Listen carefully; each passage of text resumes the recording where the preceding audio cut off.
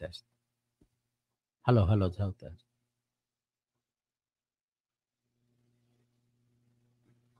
Hello, hello, sound test. Magandang gabi po sa lahat. Sa aking mga kakampi, mga katoto. Ito po si Dr. Engineer Toto Kausing, Toto Bunyog Kausing. At ang ating pag-usapan sa ngayon ay patungkol sa nangyari kanina sa hearing na nung umpisa pa lamang ay na-predict ko na magiging balasubas na o magiging isang katawa-tawa at katakatanga yung mamamayan na umaasa at Senado. Na-vlog ko pa nung isang araw pa na yung ginagawa ng mga puwersa sa labas ng Senado para hindi makapagsalita sa Senado si Alice Go at saka si Cassandra Leong ay nagbunga na nakikita nyo na nangyayari na. At ang purpose naman nito ay hindi na magsalita. Bakit? Para hindi malalaman kung sino ang mga politiko, ang malalaking tao na nasa likod ng Pogo. Although, iniisip natin, nandiyan din si Duterte at andun sa pagdidinig kanina, nandun si Bongo. At sinasabi niya, tinanong niyo si Alice Go kung kasama si Duterte. Yung pala, style niya na doon para sabihin ni Alice Go, no? Hindi kasama si Duterte. Pero, mayong gabi, Idong Makabayan, no? Ang aking masasabi lamang ay ginuguyo tayo. Una, sino ang nanloko sa Pilipino? Ang unang nanloko po sa Pilipino at Senado ay ang napakakalangkot, no? Si Ombudsman Samuel Martires. O di kaya at ang buong ombudsman. Gusto nila na maabsuelto sa kasong graft and corruption si Alice Go. Bakit ko nasabi?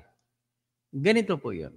Ang ginawa kasi ng ombudsman ay bilang aksyon nila sa kasong sinampa ng Department of the Interior and Local Government sa Office of the Ombudsman sa kasalanan daw ni Alice Go sa pagbibigay ng lisensya sa Pogo kahit na wala ng permit, kahit na wala ng license to operate galing sa PAGCOR, at bilang isang pagbibigay ng tinatawag na LONO o the letter of no objection para makakakuha ng license to operate mula sa PAGCOR, at bilang at the same time mayor, pero siya may-ari ng Baufo compound. Yung Baufo compound kasi po, yan po yung isang compound na kung saan ang pag-aari ng Baufo ay lupa na around 7 hectares na nandun sa loob yung Pogo. Yung Pogo naman na yan ay pinapatakbo naman yan ng tinatog na kung anong mga korporasyon na umuupa lahat kay Alice Go, mga Sunyuan, Hongsen, yan po umuupa sa Baufo. So lumalabas po na nagkukunwari si Alice Go na hindi siya may-ari ng lupa, pero patuloy pa rin siya, mayor pa rin. So dahil doon ay nilabag niya by conflict of interest ang batas na dapat walang conflict of interest ang sinumang opisyal ng bayan. Lumalabas kasi po, ikaw na ang may-ari ng negosyo, ikaw pa ang mayor, ikaw pa ang magbibigay ng business permit o mayor's permit. Yan po ang sitwasyon. Kaya, ang ginawa naman ni Benhar Abalos, nagsampa sila ng kaso na gano'n sa paglabag ng Graft and Corrupt Practices Act doon sa ombudsman, laban kay Alice Go, laban sa vice mayor ni Alice Go, at laban sa halos lahat maliban na lamang sa isa na konsihal ng bayan ng Bamban, Tarlac. Ang mga konsihal na 8, ang isa lang dyan ang hindi pumirma sa letter of no objection, yan lang po ang hindi pinarusahan ng ombudsman. lahat pinarusahan. Yung mayor na si Alice Go ay dinismiss from the service. Ang vice mayor hanggang mga konsihal ay suspended for 3 months. Yan ang ginawa ng ombudsman. Pagkatapos noon, tuloy-tuloy ang pagpatakbo naman ng ombudsman maliban sa tinatawag na administrative cases. Ang administrative cases kasi dapat yung tandaan, hiwalay yan sa criminal cases, iba pa rin yan sa civil cases. Ang administrative cases kasi po ay patungkol sa kaso na may kinalaman sa trabaho ng tao. So kung trabaho na sa gobyerno bilang mayor, vice mayor, konsyales at business permit and licensing office kasama din sa sinuspende ay administrative kung ang parusa suspension, parusa niya ay dismissal from the service or reprimand o kung ano man basta patungkol sa trabaho, administrative cases ang tawag diyan. So sa administrative cases may kapangyarihan ng ombudsman magdesisyon. So next, pero may kapangyarihan din ng ombudsman sa pagsasampa ng kasong krimen laban sa kahit sinong opisyal ng bayan o kahit pribadong tao basta nakipagkutsaba sa mga opisyal ng bayan ay pwedeng kakasuhan ng ombudsman. Ngayon, 3 korte po ang pwedeng paglalaruan ng ombudsman kung saan sila magsasampa. Number 1, sa Sandigan Bayan, yung mga lahat ng city officials, provincial officials, elected at saka appointed, lahat po ng city mayors, provincial, mga city mayors, city officials, lahat sa sa Sandigan Bayan ang sampa. Lahat ng mga official ng bayan na salary grade 27, ang sweldo, pataas ay sa Sandigan Bayan. Ngayon, nakalagay sa bagong batas ng Sandigan Bayan Law na Republic Act 10660 na kapag ang kinasuhan mo ay mayor o ibang opisyal, kapag walang aligasyon na danyos o damage na 1 million ay sa RTC ilalagay. So nakalagay sa RTC na kung saang RTC ay doon sa RTC na sa rehiyon na hindi sa rehiyon kung saan nag-opisina ang akusado. This time ang akusado si Alice Go. Ang kanyang opisina ay matatagpuan sa Region 3, sa Tarlac specifically, sa Bamban, Tarlac. So ibig sabihin, pag susundin mo yung batas, hindi pwede isampa sa Tarlac RTC. Okay? Kung hindi pwede isampa sa Tarlac RTC, ang tanong, bakit sinampa ng ombudsman sa Tarlac RTC? Sagot, maaring dalawang sagot niyan. Naging bobo ang ombudsman o may sinasadya para manalo sa kaso si Alice Go. Ngayon, kung naging bobo, ang ibig sabihin niyan po ay hindi nila pinag-isipan. Klaro kasi sa batas para magiging bobo sila. Kumbaga, kung sa mga abogado na nag-aral, first year law student, kabisado na yan. Ngayon, kung sa laro naman na binabayaran, gusto pananalunin si Alice Go, ganito po yun ang sitwasyon. Kung ang korte na nagdidesisyon ay walang jurisdiction o walang authority na mag-hearing at magdesisyon sa isang kaso, ang kanyang desisyon ay basura. Hindi mo na pwede ngayon mapakulong yung tao kasi basura nga. So ano nangyari? Sinampa nila yung kaso sa RTC Tarlac City Branch 109. So ngayon kung doon sinampa, ang tanong tama ba? Ang sagot mali. So ibig sabihin nun, kung ako tanongin nyo, kasi matalino naman si Samuel Martires na ombudsman, naging Supreme Court Justice pa nga siya eh. At bakit niya sinampa doon? May ba kaya siya na para mananalo si Alice Go? Pag kahit makonvicted pa si Alice Go, kung ang korte na nag-convict ay walang kapangyarihan o walang authority, ang conviction ay mawawala. Zero, nada. So ngayon, para pakita ko yung aking pruweba na mali ang ombudsman, ay ipapakita ko sa inyo yung batas mismo. Ito po yung batas. Basahin ninyo ang batas na Republic Act 10660. Ito po ang batas na nag-amyenda sa Sandigan Bayan Law, sa BP 129. Batas Pambansa 129. So ito na ngayon ang nag-amyenda. So iangat ko, ang title ng batas ay Republic Act 10660. An act strengthening further the functional and structural organization of Sandigan Bayan, further amending Presidential Decree 1606 as amended and appropriating funds therefore. So yan nakita nyo. So sa yon, bababa tayo, jurisdiction of the Sandigan Bayan. Ito. Ibig sabihin jurisdiction, kapangyarihan ng Sandigan Bayan. Ano kapangyarihan ng Sandigan Bayan? Ay yung mga krimen na paglalabag sa Republic Act 3019. O kagaya kay Alice Go, paglabag sa Republic Act 3019, conflict of interest.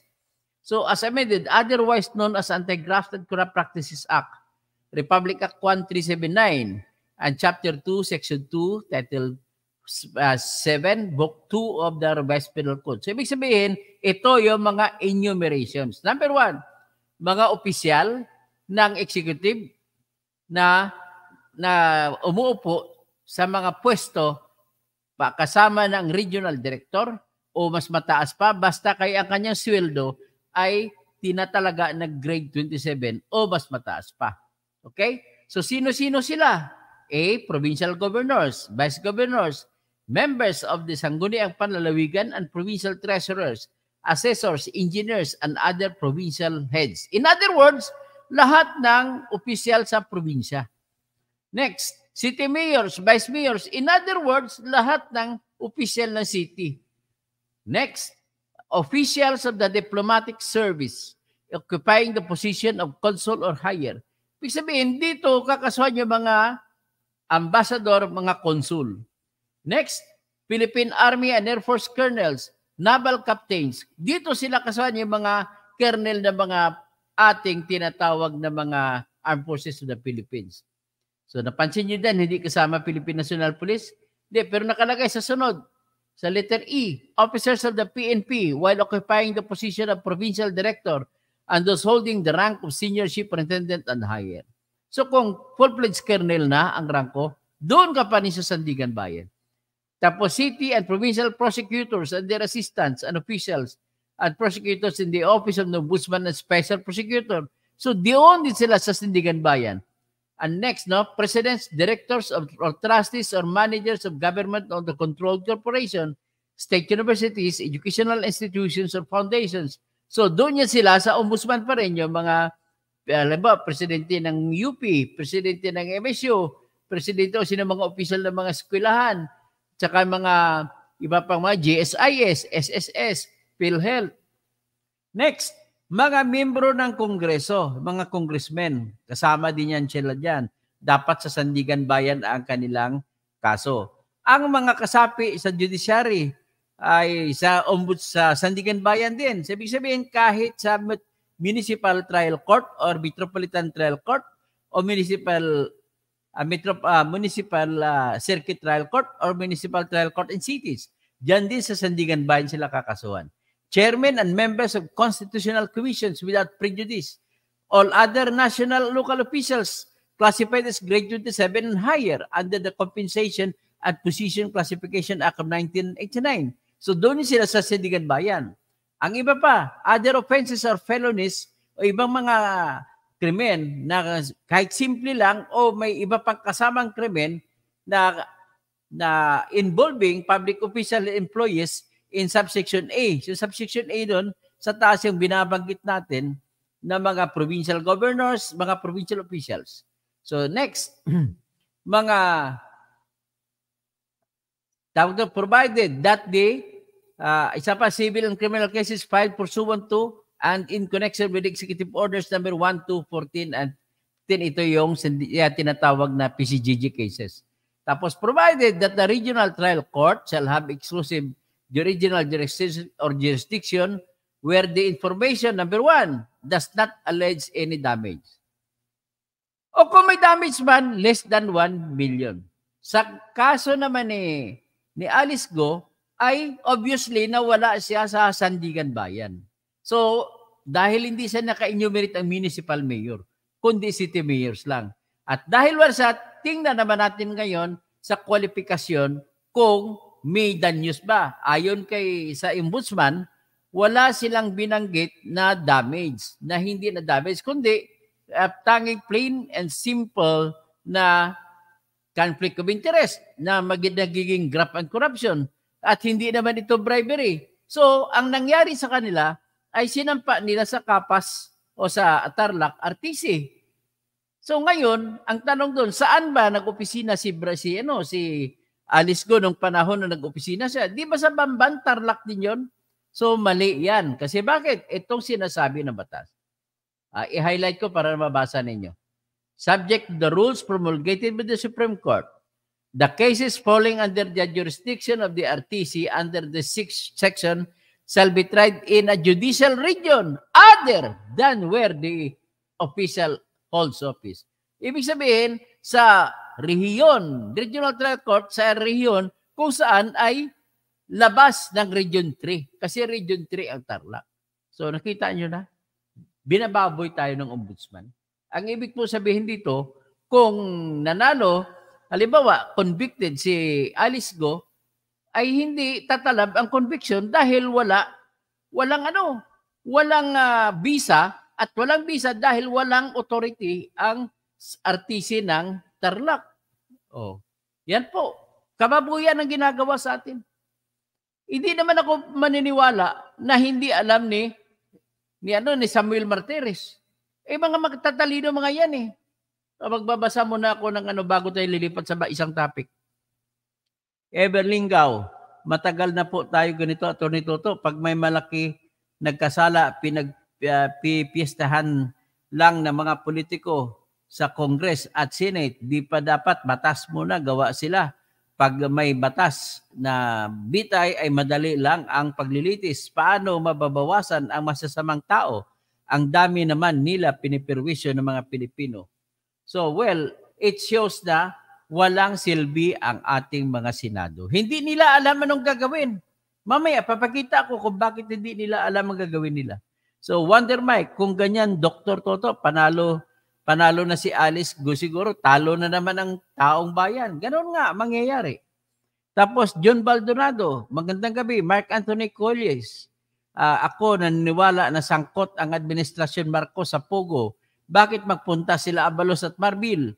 Naka-private plane pa. Oo nga, sa iba isang indikasyon dyan na huwag mo ibigay sa iba. Baka makausap pa ng kalaban. Ganun nga. So, sino lang ba matino sa government official mula sa President? Hontiveros lang ang matino.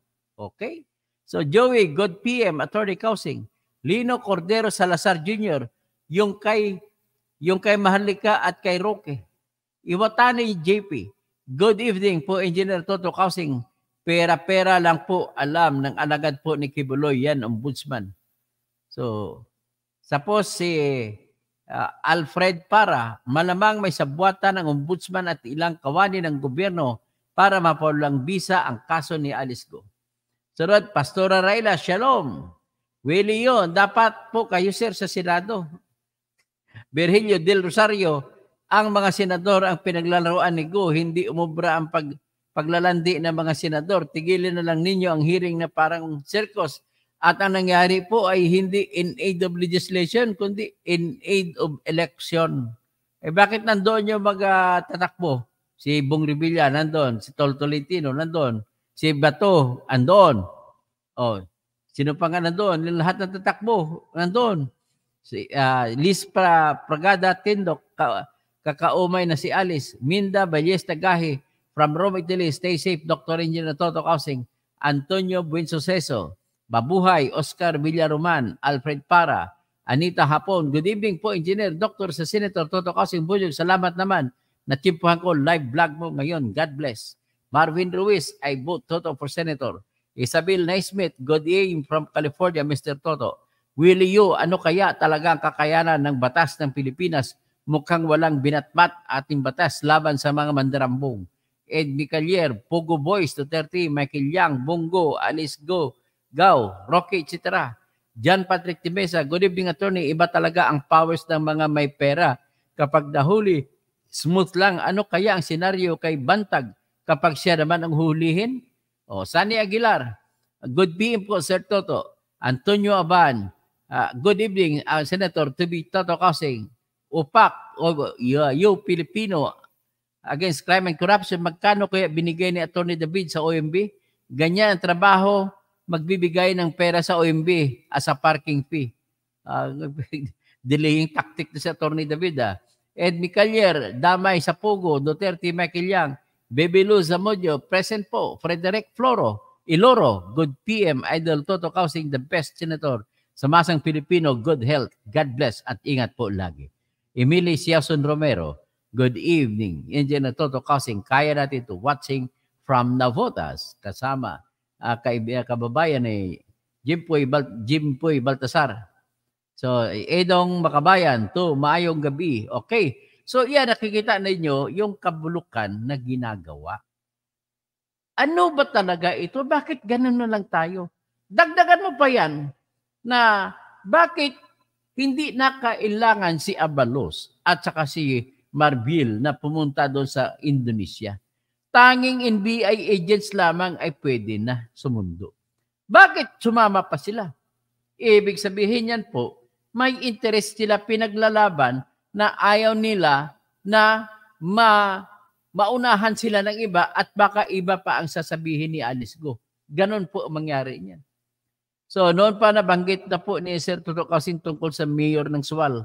O sa Sual, nabanggit ko na nung araw yan na si Sual Mayor Lisildo Kalugay, ang siniwalat ko noon ay kanyang ginawa ng paraan na ang bayan niya, hawak niya sa ilong ang mga konsihal, pumirma ng isang kasulatan para mag-apply, bigyan siya ng karapatan kapangyarihan para kumuha ng utang, ng loan sa Development Bank of the Philippines, sa Land Bank of the Philippines, ng 1 billion. Ang 1 billion na inutang niya, malaking bahagi daw riyan ay binawa niyang capital sa Pugo. So, maaaring ipaliwanag mo nga ito, Mr. Lisildo Kalugay, kung totoo ito hindi. Hindi ko pa naman sinasabi nga na talagang totoo yun kasi ang nakuha ko talagang mga informanti lang na katabi-tabi mo dyan sa iyo sa Suwal, Pangasinan. So, Rolando, good evening. Marvin Pagilan, good evening. Katoto. Tapos hindi sumipot kanina si Suwal, Pangasinan Mayor. Ano ibig sabihin? Natatakot siya. Tapos si Apilas, good evening. Ngayong Bagarabi, yo amen. Tapos mga mayapabingi sa mga kabalen ko. Mayad nga gabi sa mga kraya. Maayong gabi sa mga Ilonggo at maupay na gabi sa mga waray. So, maupay na gabi kay Doc Luciano Gahutos sa Katarman. So, ngayon, nakita na ninyo. So, punta tayo sa sunod na topic. Sino pa bang ibang nanluloko sa atin? Ito na naman. I-play ko ang ombudsman na kaso. I-play ko yung ombudsman kung paano tayo niluloko. Ito nahalata din ni Joel, sino to? Si Joel Villanueva. Kaya i-play natin. Pinoint out niya rito na ang sandigang RTC ay walang kapangyarihan. So, yan. I-play natin. The court should not automatically bar the conduct of legislative investigation. At alam na alam ni Senator Jinggoy ito kasi yung Regis Romero II versus Senator Jinggoy Estrada, yung pong nakalagay po doon sa desisyon, the power of legislative inquiry cannot be made subordinate to a criminal or administrative investigation.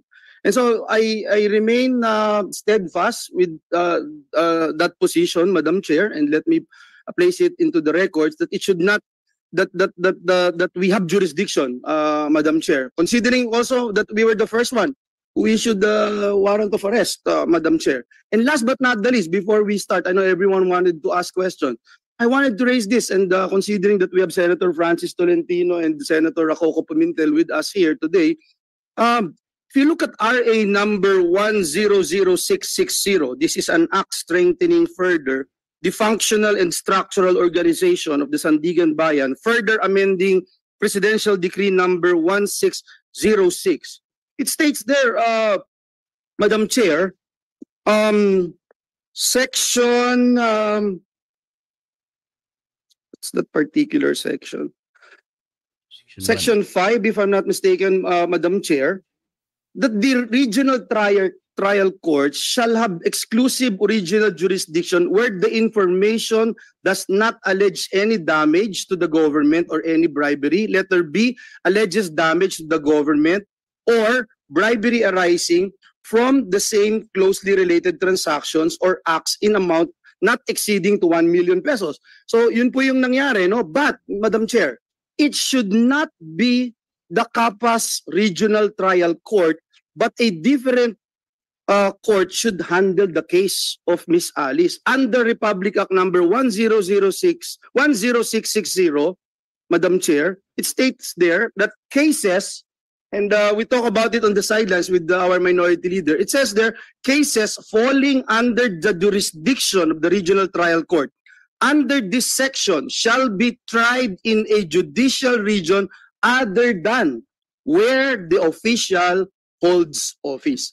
So I submit to the wisdom of this committee, and again, wanted to put that into the records. Thank you, Madam Chair. Thank you also, Sen. Joel. Of course, that is a substantive question already. So yung tanong tungkol sa criminal jurisdiction, siguradong i-discuss pa natin mamaya ng konti sa hearing na ito. Pero mayaman na yung mga predicate na inilatag para sa motion na ihahain ni Majority Leader Sen. Francis mamaya at pati ni Sen. Joel. At gaya ng sinabi ko kanina, dahil talagang ang Senado ang unang nag-issue ng warrant kaugnay ni Alice Guo at nag-trigger ng manhunt para sa kanya, the Chair will welcome that motion, and ano pa man yung magiging ruling ng Chair, makakapag-coordinate naman at magko-coordinate kung sakali ang komiteng ito sa korte which has jurisdiction of her detention at the moment. So maraming salamat po mga kasama para dito sa ating unang round ng exchanges. Comsec, panumpain yung mga hindi pa nakapapanumpa. May I request those who have not taken their oath during the previous hearings? Kaparehong taong ito. So, you know, for your own sake at para sa kabatiran ng aming komite, just one last. Ito. Dito mo makikita ang pagbababoy naman na ginawa ni Alice Go kay Senator Risa Hontiveros. At ang pagbababoy na ito po ay nalaman na po ni Alice Go kung ano ang kanyang karapatan. So lahat ng mga tinatanong sa kanya ay hindi niya na sinasagot sa ngayon. At dito niya ngayon nakita ng mga senador na helpless pala sila. Wala pala sila magagawa. Lumalabas kahit anong contempt nyo kay Alice Go, wala siyang pakialam. Yan ang mangyari. Bakit? Nakakulong naman siya dahil sa inisyo na warrant of arrest ng RTC Tarlac. So yan po ang kanyang comfort zone na tinatawag kong sa English pa. Pakinggan natin kung paano nabastos si Risa Hontiveros. This time on this very simple fundamental question, ikaw ba si Guo Huaping? Madam Chair, hindi ko po kino-confirm at may kaso na po sa akin sinampa. Sasagutin ko po sa korte po. Madam Chair, Yes, Sen. Joel. Kita mo? Kasi karapatan naman yan, hindi niya pwede sagutin. Kasi may kaso na nga siya sa korte. May kaso sa Kuwaranto na kung saan ang basihan ay siya Chinese. So ibig sabihin, pag inamin niya Chinese, talo na siya sa kaso. May kaso din siya sa sa criminal case sa Comelec na kung sa amin siya, makukulong ngayon siya sa kaso ng Comelec, sa material misrepresentation na kaso. So ano pa bang iba? Yung dalawang kaso lang yan patungkol sa pangalan ay diyan na ngayon. Mayroon pa siyang kaso sa na sinampa sa Regional Trial Court sa pagpapatanggal ng kanyang birth certificate. Ano pang kaso niya? Cancellation sinampa ng Office of the Solicitor General. So, yan ang mga kaso na importante para sa kanyang pangalan. So, may rason siya na hindi na siya magsasalita kasi pangungunahan ng Senado ang mga korte sa ginagawa nila. So, one related question. Madam Chair, may I invoke? I am not going to invoke or raise a point of order, but may I invoke Section 19 of our Senate rules, which states the privilege against self-incrimination. A witness can only invoke his right or her right to self-incrimination, Madam Chair, only when a question which tends to elicit an answer that will incriminate him or her is propounded to her. However, Madam Chair, the witness or the resource person may offer to answer any question in an executive session. So I would just like to invoke that, Madam Chair, because the chairperson already stated that it will not in any way incriminate her, Madam Chair. Just to put that on record. Salamat, Sen. Joel. Exactly. So, mali kayo pag sinabi niyo hindi mag-incriminate. Ibig sabihin incriminate, matatalo siya sa kasong criminal case. Tandaan niyo, may criminal case siya na makukulong siya sa COMELEC na kaso kung aaminin niya na hindi siya siya ay si Alice Go Huaping, kung siya si Go Huaping. Ano ba yan? Nag-aaral ba kayo mga senadores? No? Yung sinabi ko na sa inyo kanina, di naman kayo mai-incriminate. Simpleng tanong kung sino ka. Ay, pasensya na natin si Risa Ontiveros, hindi naman kasi sa abogada. The additionally, unless hihingi pa tayo ng executive session, no? Lilipat pa kami kasama nyo sa ibang kwarto para lang masagot nyo sino ba kayo talaga or palalabasin ng chair lahat ng mga taong ito para lang. Pasensya na si Senator Risa. Hindi po ganun kasimple yan. Pag sinabi niya, oo, ako po si Go Huaping, ano sa ibig sabihin niya? Hindi talo na siya sa kaso na sinasampa sa kanya ng OSG na kuwaranto, matatanggal na siya. Matatalo din siya sa kaso na sinasampa ng OSG dyan sa pagtanggal ng kanyang birth certificate. Kasi inamin niya na hindi siya siya si Go Huaping. Matatalo rin siya sa kaso niya, makukulong pa siya sa election offense case sa COMELEC na kung saan ay makukulong siya dahil sa material na misrepresentasyon na siya pala si Go Huaping tapos nagpapangalan pa kunwari na Alice Go. Mag-executive session. And I would like, and before I proceed, I just like to recognize the presence of Sen. Lawrence. Salamat, Sen. Lawrence, for your good morning po.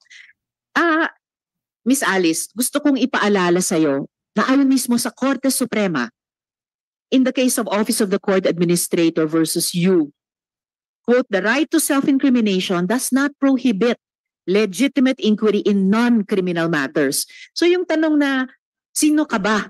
Ikaw ba si Go Huaping? Hindi yan criminal matter. I'm sorry. Kinasuhan na nga siya ng COMELEC, makukulong siya kapag inamin niya siya na si Go Huaping. Yan, hirap siya niya ka nag-aral eh. Hindi yan bagay na isite kaugnay ng mga kaso. Identity questions are within the purview of... Kasi pasensyahan na lang kita, total mabait ka naman eh. Ikaw lang naman ang totoong tao dyan sa Senado. Pero... please, do not repeat that. The committee. The Senate has a right to know. Sino bang kausap namin? Your right to know ends where the right of against self-incrimination begins. Ganun lang kasimple. Yung talagang totoong taong akala namin or ibang tao. No? The Senate has the right to ascertain. Ganito lang yan, Risa, no? I don't want to further prolong your agony there. Kasi ganun din ibang mga senador. Ganon din sinasabi. Ang sa akin lang is this, I want to lecture you. Sana nakinig mga senador. Sana nilecturean kayo ni Coco Pimentel at saka ni Atty. Tol Tolentino kasi mga magagaling na abogado yan. Hindi nyo po pwedeng ipagpipilitan na ang pag-aamin sa pangalan niya na siya ay Go Huaping ay hindi kriminal. Makukulong po siya sa kaso sa nagsinampa ng COMELEC. Ganon na po kasimple yan. Sana na naintindihan nyo yan. So yung iba actually, yung ibang tanong paikot-ikot, may mga tanong dito na si Jinggoy na sino ba yung kasama mo, saan ka sumakay? O inamin ni na sumakay siya, hanggang doon pwede sinabi niya na sumakay siya sa yung maliit na boat na kulay puti, yun pala yate. So all the while, tama ako nung nanood ako sa hearing kay Sheila Go na sinabi niya maliit na boat na sinakyan nila na kulay puti. Yun naman pala ay yung ng yate. So ngayon, ayaw ni Sheila Go sabihin kung sino yun. Pero at least, umamin na rin si Sheila kung sino yon sa pamamagitan ng pagsulat kung sino yon. Sinulat niya sa papel. Yung person with five fake passports.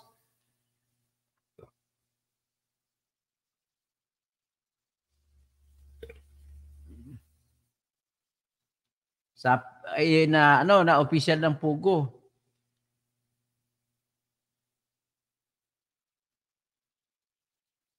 Nakita ko na kanina ang pangalan niya, kung sinong pangalan niya. Anyway, hanapin ko.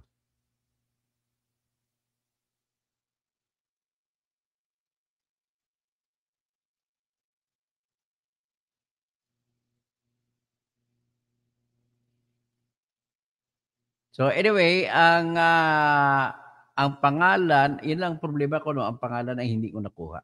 Sino may pangalan ng tao na yon na may 5 passport?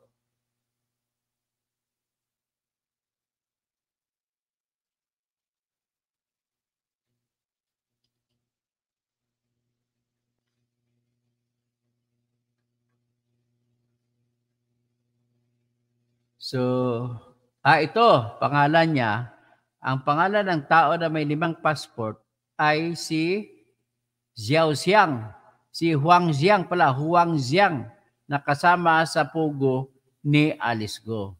So, ang problema nito kay Jinggoy, nangako siya na hindi niya ibibisto kung sino yung tumulong kay Alice Go na nagpapalabas sa Pilipinas. At sinulat na lang. Ang problema si Jinggoy ay nilabag niya ang kanilang kasunduan. Sabi niya, ito pala yung tao may 5 passport. Wala na. Alam na ng bayan na si Huang Xiang, ng klase mo si Jinggoy. So lahat po yan ay ganun po ang nangyari. Paulit-ulit na tanong, tinanong sa iba't ibang paraan, at ang nangyari ay wala po nangyari na maganda. So, ang sa akin lang dito ay Katsi Lorin nga. Pakinggan natin si Lorin sandali. Ang question ay nagsisinungaling na. Nagsisinungaling. Salamat, Sen. Loren. Judgment call nyo lang, nagsisinungaling. Nasa inyo na yan. Hindi na magsasalita yung bata. Punta tayo kay Bungo. Si Bungo naman, ang concern niya iba, na tanggalin si Duterte.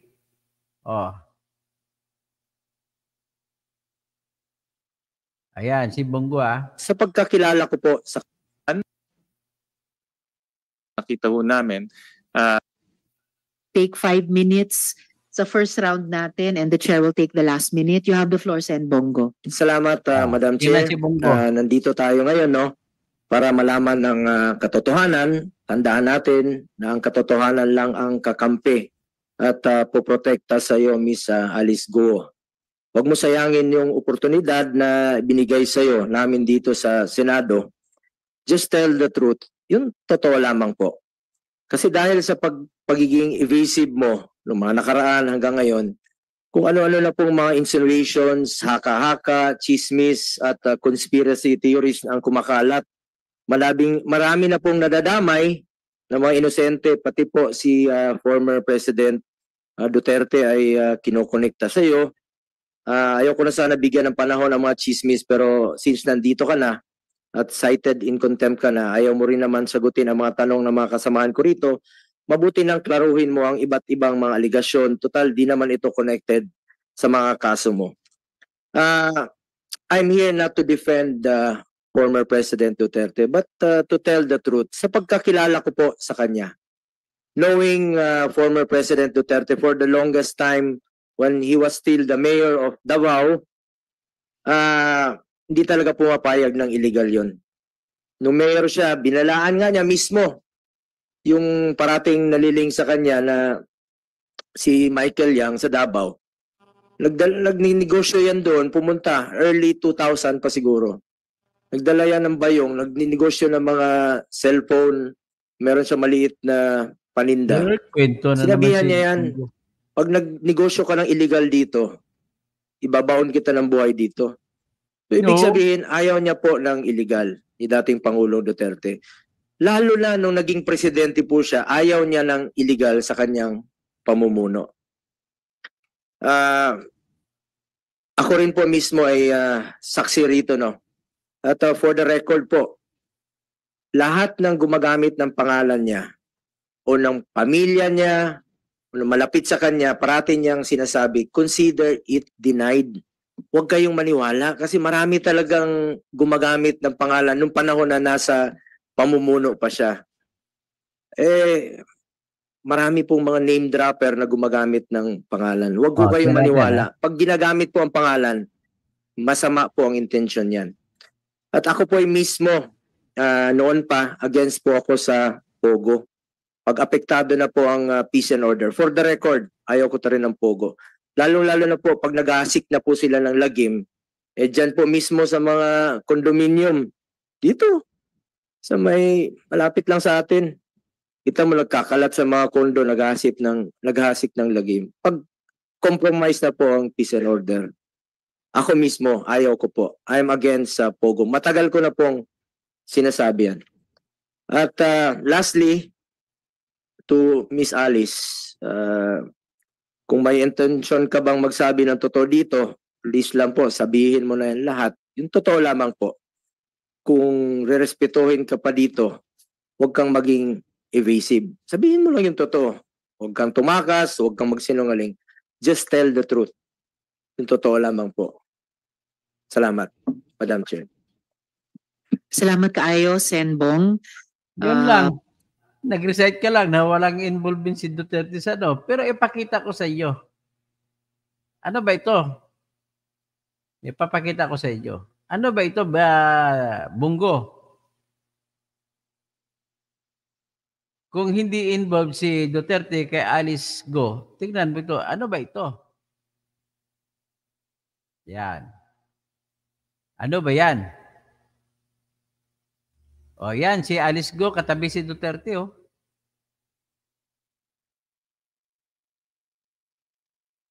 O, ayan si Bungo, oh. So, paano yan? So, wala. Ano ibig sabihin ay nganga tayong lahat. So, because of that, mas mabuti pa siguro na manahimik na lang kayo. So, anyway, I'll take advantage of this, no? Paulit-ulit na naman mga tanong ni Senador, eh. Wala, blanca lahat. So, caregiver, Bungo, go home ka na sa Davao. Marilumiado, ang dating sa akin na sinabi mo, no, Bungo, ano man marinig nyo tungkol kay Duterte, huwag kayo maniwala. Oh, Maximo Dakaya, Sunny Day Saipoten. Caregiver, Maximo Dakaya, ayaw niya illegal, kaya pala ginawa niya legal. Kaya tama, no? Ayaw niyang illegal, ginawa niyang legal ang Pogo. Minyong Tawo, bakako si Bungo. Minyong Tawo, hilom. Ayog sama. Sana din, Maximo. Marilumiado, para lalong nakakatakot yan. Nandyan si Bungo, tapos binanggit pa si Duterte para nagpapahiwatig. Si Kapsat Roscross, naimbag Rabi, Sana day, nakakadiri si Bungo, Maximo Dakaya, revenge. O tumatakbong politiko ito sa Pangasinan, pero natalo. Related kaya siya ni Harry Roque. Yung kamag-anak niyang neighbor ko ay connected sa mga Pogo. Wow, sino kaya yon? Romel Bengson, concern ni Go sa Duterte. Bakit? Yung ba si General Karabat? Taga Pangasinan yan eh. Taga Mapandan eh. Maricoy, halatado ka na Bungo, nalagay ka na dyan ni Digongyo sa Senado para protection sa kanya. Maricoy, protector yung Bungo ni Digongyo. Revenge, may isang official sa Office of the Ombudsman during the time of Duterte, nakausap ko dahil kamag-anak siya ng neighbor ko sa Central Park, condominium Bulok sa Pasay City. Ang surname niya, sir, ay Roque. Oh, hindi ba si Harry Roque yun? Mary Ellen Mendoza, Dr. Toto, the Senate hearing is useless because the fugitives are well coached. Oh, tinuruan mga abogado eh. Pasensya ka na, ganun talaga trabaho ng abogado eh. Marikoy, yun ang sabi ni Kong Abanti, nasa Taiwan ngayon. Supergirl, ipag-pray na lang natin na lumabas lahat ng katotohanan. Sana naman makonsensya na yung mga taong nagpapatayo ng illegal na pugo dito sa Pilipinas. Lord, please help our Philippine country. Japi Arante Peñalosa, watching from Quezon, Cebu City. Maayong gabi sa tanang Cebuano. Alfred Para, may pangako si Alice Go na sa ilang tao sa gobyerno. Ang tanong, magkano? Pera-pera lang yan. Analisa Gabinete, good evening. Okay, Iberlingo, kaya nga po ito, niluluko yung mga lukuhan ang takbo ng paglilitis. Okay, nais ko lang din i-take advantage na ang nangyari po sa ngayon, nag-deliberate po kanina, nasa inyo yan kung ano kayo, I don't take it as a big issue now, pero maybe someday in the future, ang hinihingi ni Bong Marcos na budget sa Office of the President na 4.360 billion na budget para sa confidential and intelligence fund, napakalaki, ay hindi man lamang tinanggal ng mga congressman. So, tingnan ninyo ha, the President's offices. Tingnan ninyo.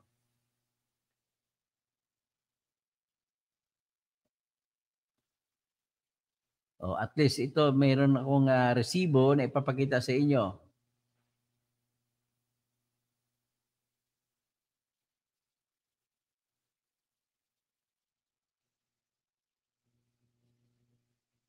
Okay, asa na ba yung ano na yon, yung budget na yun, patapos na yun.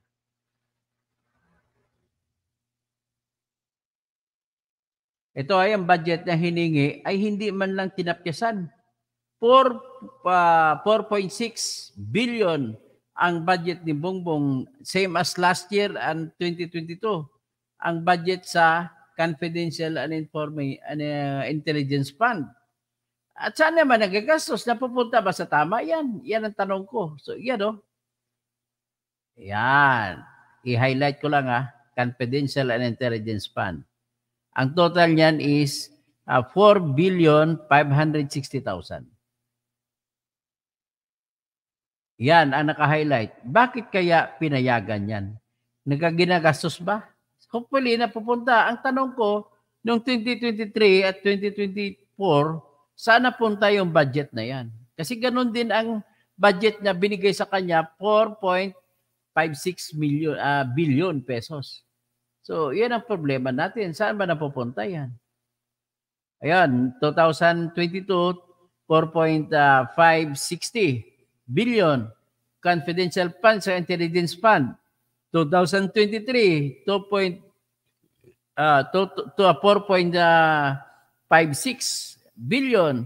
Sa for 2025, ang inaalok, 2024, ganun din, inaalok sa 2025 ay 4.56 billion. So sana man lang ay hindi naibigay na sana sa mga tao yan. Okay lang, hindi bale. Yan lang pahaging ko lang, in-inform ko lang kayo. So next is, bago tayo umalis, ay nais ko lang kumustahin ang mga nangyayari sa may isa tayong kaibigan na si Mr. Gahotos ng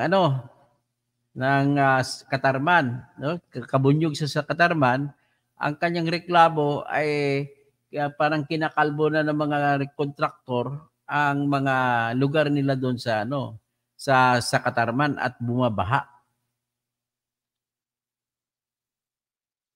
Pakita ko lang sa inyo ang nangyari na baha because of sa lugar mismo ni Congressman Paul Dasa. So Congressman, pinatinatawagan kita, bakit ganon po ang ang bayan mo bumabaha? O yan, open messenger. So, yan po yung bayan ni Congressman Paul Dasa. Ang galing-galing mo pa naman magtanong ng mga tanong doon sa mga sa Kongreso. Oh, ayan. Ay, hindi yan.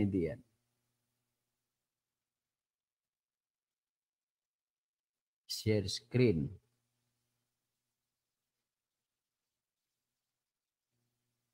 Yan, ito. Yan, nagtubig nyo, umabot daw hanggang baywang iba sa pinakamataas. So, ano ngayon ang gagawin natin dyan, Congressman? Siguro naman ay, yan, huwag ka magyabang, tubig lahat yan, mga pumapasok sa bahay. Ayan, mga waray nun, mga kawawa doon, Ayan, So, saan na pupunta ang flood control project mo, Congressman Paul Dasa? Yan, wala na. Ito na lang. So ngayon, nais ko lang din kayong bibigyan ng bagong update para kung ano na nangyari sa ating mga sa ating mga kababayan, mga bata doon sa Pasay. Bago tayo nais ko lang ipakita sa inyo kung saan na sila ngayon.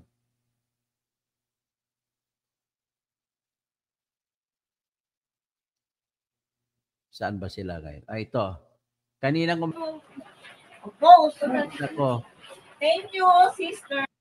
So, kawawa naman sila. At least natutuwa din sila kahit 3 kilong bigas na pinamimigay sa kanila. At least natutuwa na rin sila. So, yan. Ito na po, namimigay na po kami. Simple lang kaligayahan nila. Thank you.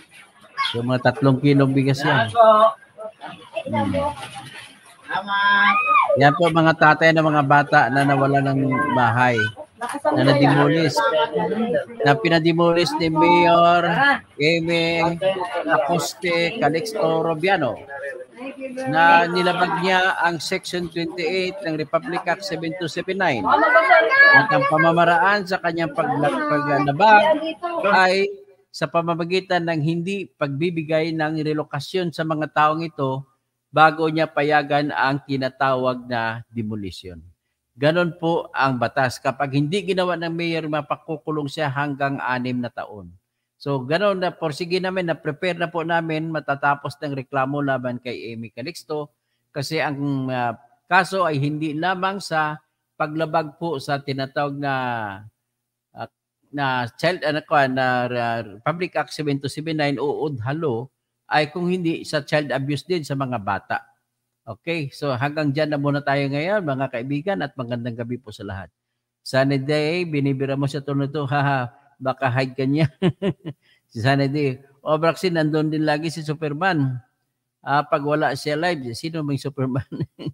Ang daming mga senador, kanina senador, kat hindi mga Karakas, makikita mo talaga. Sana hindi, kaibigan natin niya si Atty. Toto. Oo naman, kaibigan naman Alfred Para.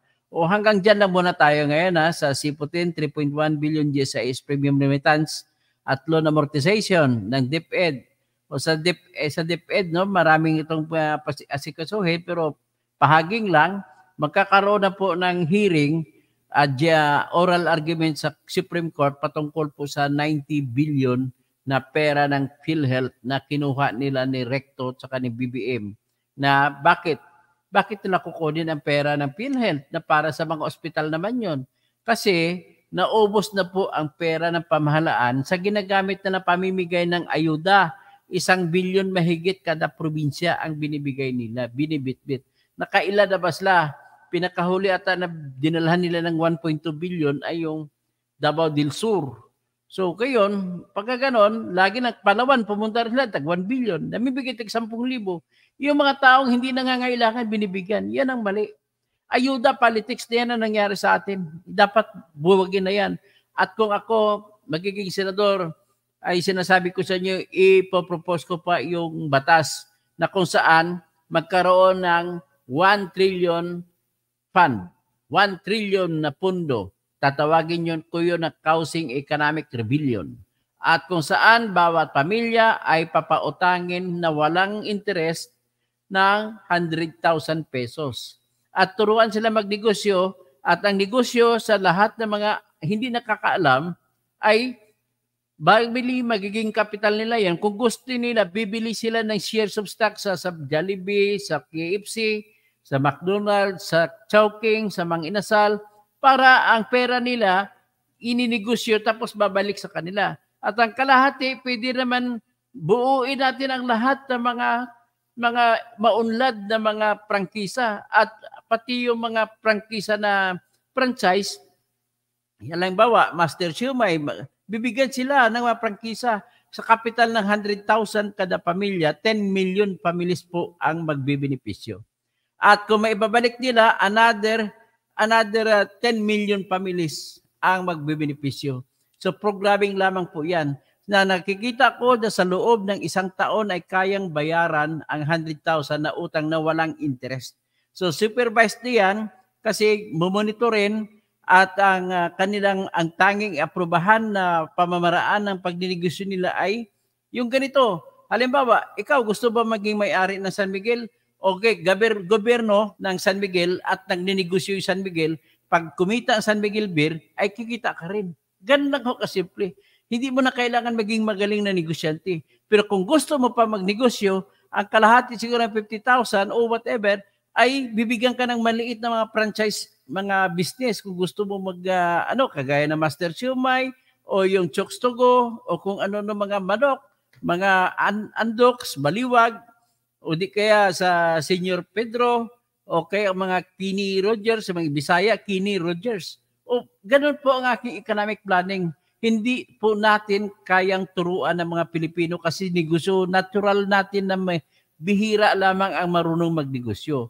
Kaya ang pagtulong natin, ibigay ang pinautang natin, halimbawa, yung isang tao, si Pedro, na nandun sa kalsada nakatira, ay sa pamilya na may 5 siyang anak. Ang gagawin, yung pera niya, bibigyan siya ng guide, i-invest niya sa lahat ng mga korporasyon na maunlad sa Pilipinas. Ang tawag niya mga blue chips.